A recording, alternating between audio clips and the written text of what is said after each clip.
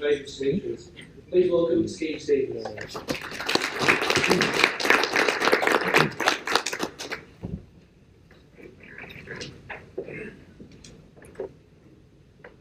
Hello everybody. I have to dual do this because I can't actually see what I'm talking about from the same one. So today my talk is called Building the Future of On-Demand Networking. Building an elastic fabric isn't easy as it sounds. I thought it would be a lot easier than it sounds, but I've spent the last 7 months being schooled otherwise. So how I got here? Now what we're talking about is we're talking about elastic fabrics, and I love that nearly every talk today has actually mentioned the word elastic networking, NFV, NFVI. It is the #1 thing at the cutting edge of growth in compute, in infrastructure and networking. And I've been closely involved and extremely passionate about it for the last about 2 years. My inspiration was the Megaport launch towards the end of 2013 by Bevan Slattery, and I refer to him as the other man in my life because when I say other man, I mean my wife's a bit more man than I am, so she's the other man in my life. I love everything pretty much he does. He's an amazing innovator, and from iSeek and Pipe and NextDC and Megaport and Superloop and running cable on the ground, he's just amazing, and I love the productization that he does. So I went into a lot more research about what you could do with sort of these elastic fabrics in this emerging industry, and started talking about it at these events, Commsdays, and a lot of ISPs and figuring out what could be done. And there wasn't a lot that was available at the start, but there was a lot of amazing things that there was potential. So after doing a whole bunch of talks, I was approached by who's now become the other man in my life, Mr. Scroby of NextDC, and said, we basically, starts off the conversation with telling me about changing pink hair and doing a design elastic fabric. And I'm like, what? Because I'm mostly talking about these things and not do it at that sort of scale. Most of the ISPs that I built are either on the small to medium end. And I went, okay, so talk to me about it. I didn't just want to go build a copy of one of the other players so far. So I said, and what my attitude in business today has convinced me. And he presented a vision to me about what NextDC wanted to do, and was very plain and honest and admitted that NextDC can't do this. So we're going to build a new company and a new infrastructure and put a whole new team together. But we want to do it faster than finding all those people. So we need you and your team to help build this. So I put together the team. Now I've got good engineers and everything, but actually not really architects. They're really solid. So I went out and actually put together a team of people who, actually that's not quite correct. I put together a team a few months earlier starting to investigate Cumulus Linux, white box hardware and VXLANs and what could be done with those, especially in the ISP space. And that team was loosely starting to form.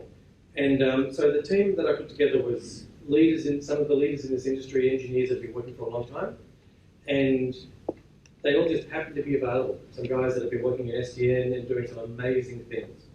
So the result was what Simon announced this morning, was Axon ZX. And I'm just going to briefly run through how interesting it was to design it and the foundations of which it's designed on. So the design principles are simplicity. I like everything that I do to be as simple as possible. Scalable. One switch today, 1,000 tomorrow. The design must cater for it. Highly redundant. Everything shouldn't fail. Everything, you should be able to walk up to a rack, and I've found some great people like Jeff at NextDC who have that same attitude as me. We should be able to walk up to a rack and just pull anything out, and it should just still keep going. Future-proof. This technology in industry at the moment is actually a bit of a pain in the butt. We're talking, 10 gig is fine, 40 gig is great, 100 gig is fine, and now the industry is starting to shift to 25 gig and 50 gig. I don't even know how many engineers actually know much about that. And that's quite an interesting twist and a flip around in this sort of sector. So you've got to make sure that everything we do caters with those sort of things that are happening. Fast. look at this network that we put together and go, you're on 160 gig paths between switching and faster if we even want it, and it's just amazing. One of the most important things that I do is I'm very unbiased in my vendors. I'm very, very vendor neutral. I don't do vendor locking well. I'll get upset if you try and make me do it. I believe that vendors come and go, and they change their technology, they change their motivations, so that everything you do should be set on the most common set of standards. I've got some friends at Facebook who gave me some inner knowledge of their spine and leaf architecture and a few of the ways that they build things, so that Axon VX is loosely modelled around that. Now, the technologies are considered.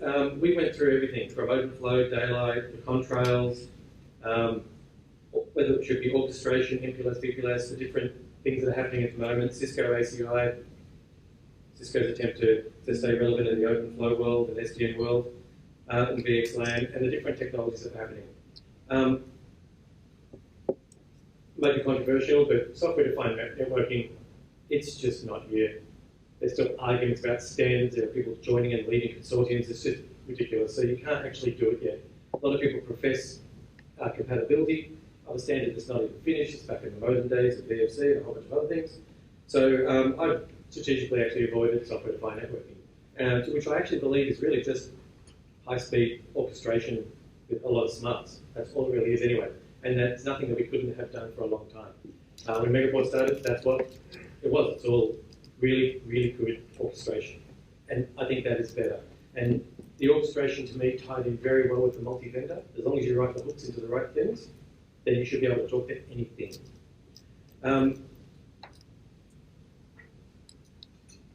So these are the people we talk to. Now, we talk to all of them, and more. It was a very interesting experience. There were people that were just very pleasant to talk to. There were people that were belligerent to talk to with their perspective of the world. There are people that just didn't seem to know what was going on, and I'm not going to really specify which one of those is which. Incompatibilities, some of the standards and the technologies we're working with, VXLAN and things like that, some of these things just aren't finished from the vendor's perspective. While the standards might be done, some of the actual implementations are just not really where they should be. Mixing technologies, that has been one of my challenges. It's one of the things that the vendors aren't there yet. So what I mean by technologies is you really have a data center way of thinking and a service provider way of thinking. I want both, and I want them in the same box. They're all getting there, actually. Like, you know, whether it be Q and Q on the same switch as VXLAN versus some other features and everything, and MPLS and VPLS. Some of them they just don't work together, especially there's sometimes there's chipset limitations and other things like that. But I don't think anyone is really there. So we've had to actually use a bit of a blend of different things. Cisco was pretty good. My biggest problem with Cisco was not Cisco themselves, but in the scale of which we want to achieve. And this is where even, I remember the look on people like Tony and Arista's face when I'm just like, I don't want your big boxes. Your big boxes are of no interest to me because of the scalability. Still only X number of MAC addresses, there's still only 4,000 VLANs on a box, doesn't matter how big it is. We need tens of thousands, hundreds of thousands of things, and those they don't scale. White box switching, that's an amazing world, absolutely amazing world that's not there yet. You know, to find out that Cumulus could only do 200 VXLANs on a switch, that was one of my disappointments. Now, Arista. Of all the people that couldn't come to the party, they could. For not all of it, and some bits are almost there, but they're far, far, far ahead than anyone else. And I've been blessed to work with Paul and Tony from Arista, and their kit, it's just out there. It's just as faster and better than a lot of the things I've worked with. One of the most important things is chips. Know your chips. This is something that I do not know about, and I got the people in the team that really knew their stuff. They're talking Trident 2, their capabilities and everything else like that. APIs, that's one of the cross-platform nightmares, and it's very, very important when you're looking for vendors. So, my solution, essentially, and this is one of the easiest ways to do things, because we have co-opted a few things such as VXLAN. So pure layer 3, BGP, which means full redundant paths to deal with some of the limitations in these layer 2 protocols and the way they operate. Being purely multi-vendor, very good orchestration, good coders, knowing exactly what they're doing, and that people that work well with the marketing departments and the guys that just know then what their users and the interfaces should look like. You know, creativity, blending protocols, technologies together in ways they're not, haven't really been used much. And that really confused some of the vendors. Especially that VXLAN was really started as a server environment, a way to move VMs between infrastructure. It's actually now an extremely viable networking technology. And the Axon network, I'll tell you now, runs no layer 2. Pure layer 2, layer 3, everywhere with masses of overlay technology. Very, very fast, very, very redundant. Open-mindedness, being open to new ways of doing things and twisting the network together. Now, when I say my, which I do sometimes, but my to me is plural. My team is amazing. Alex, Jamie, David, and the guys, Ilka, they have been, I wouldn't be able to do this without them. So, some of the other things to consider on the business side. When you're building Elastic Fabric, and there's a few out there, like the Telstras and Megaports and others, your target market's important. But your ecosystem is absolutely critical.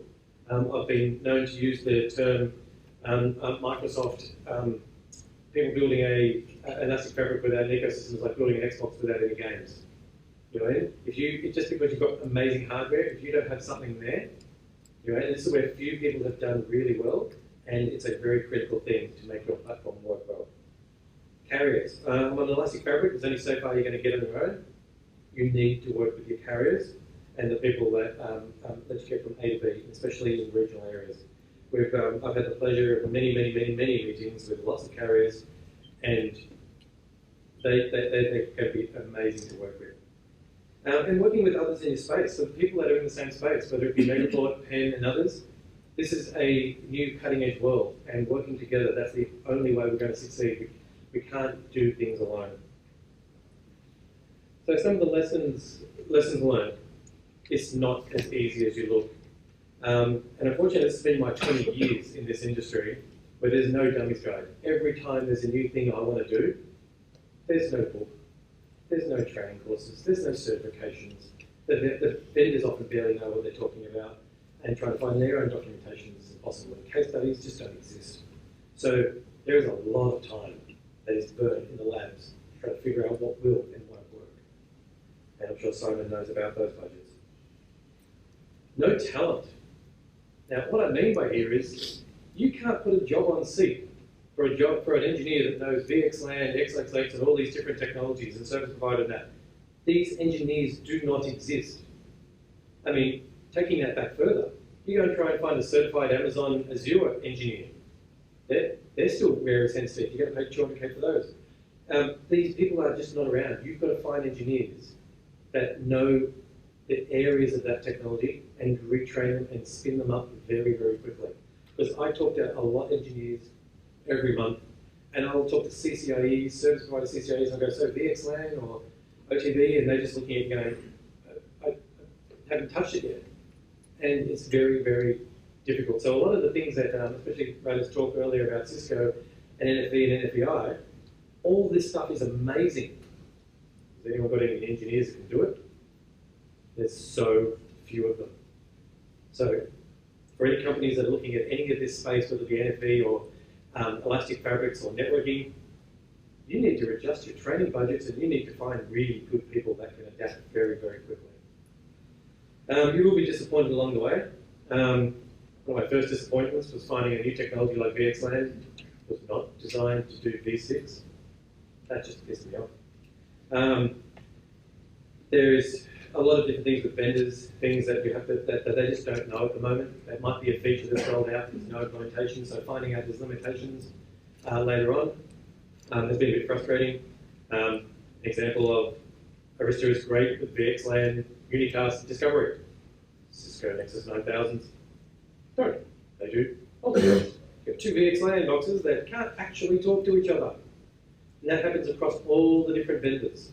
different things implemented in different priorities in different ways. It's just a struggle. So whenever you're looking at any vendors, your interoperability is critical. And you need to evaluate and look very deeply, and just don't trust what the pre-sales engineer originally says, because he's also on the cutting edge too and trying to understand it. I was dealing with some vendors who were trying to draw things on the board, and I was asking them questions, and they're like, I've never actually done config of VXLAN or A, B, and C. And I'm like, but you're the best they have in this country. And that's just a bit of a frustrating thing. Takes a lot longer than you think. So we're now 7 months down the track after Craig originally approached me like 2 days before Christmas and said, let's do something. And let's do it fast. I thought it was going to be a lot faster than it is, but the amount of time you burn. Managing geniuses is a really hard work. I'm a leader of, I don't call myself the boss, I'm the leader of a bunch of guys that are just way smarter than me and really, really good.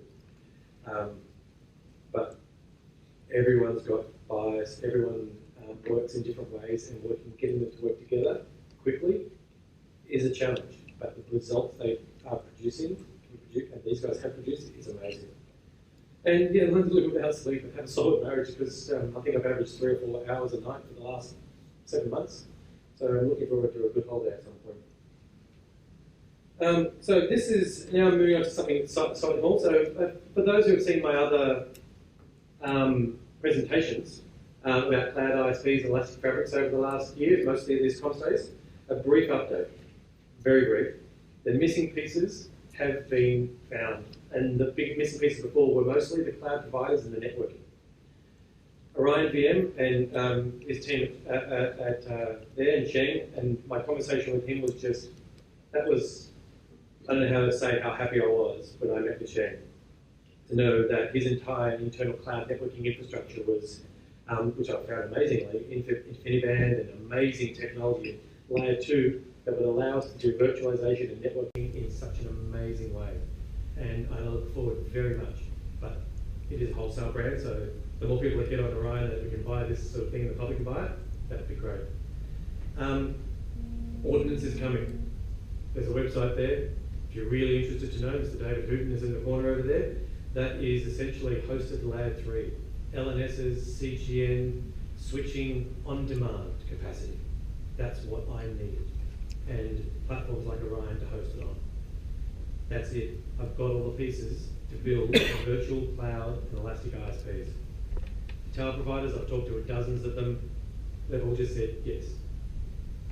They've all gone, no problem, we'll give you what you need over whatever fabric you need, on demand. We'll figure out how to get your ISPs up and running and provision very, very quickly. So we're building it in IntelliGo Networks. We've put together an Elastic ISP. I hope to bring that online in the next few months. We've already got a couple of people that we're talking to at the moment.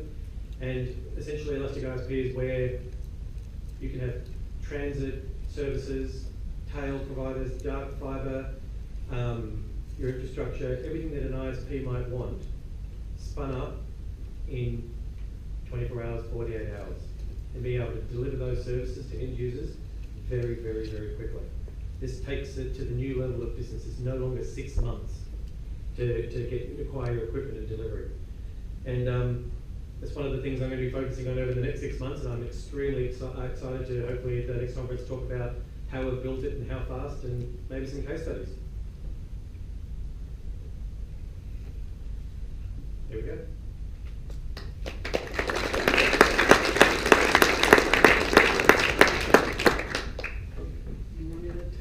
I'm happy to take any questions. Any questions for Skeeve? I'll ask you one, Skeeve.